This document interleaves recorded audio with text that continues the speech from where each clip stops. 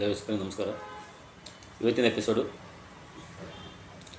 Food inspection.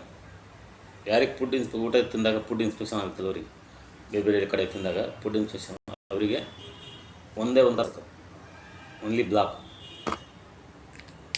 ಈ block ಕಲರಿಂದ food ಇನ್ಸ್ಪೆಕ್ಷನ್ನ 1 ಗಂಟೆ ಒಳಗೆ ಕಡಿಮೆ ಮಾಡ್ಬೋದು.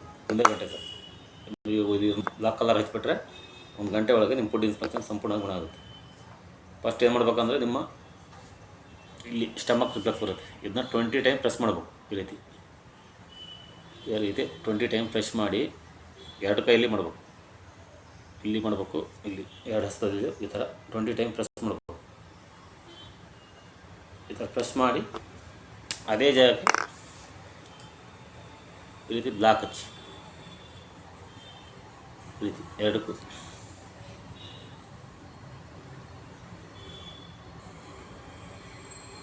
ಈ ರೀತಿ ಬ್ಲಾಕ್ ಹಚ್ಚಬೇಕು. ಅದೇ ರೀತಿ ನಿಮ್ಮ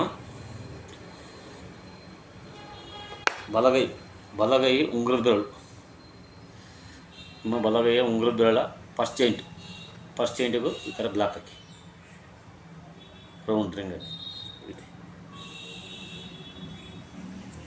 ಈ ರಿಂಗ್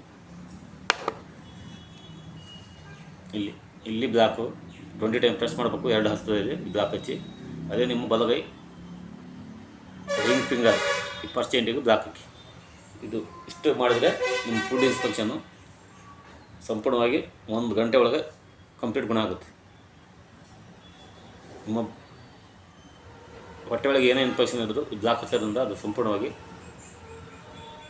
ರಿಮೂವ್ ಮಾಡೋದು.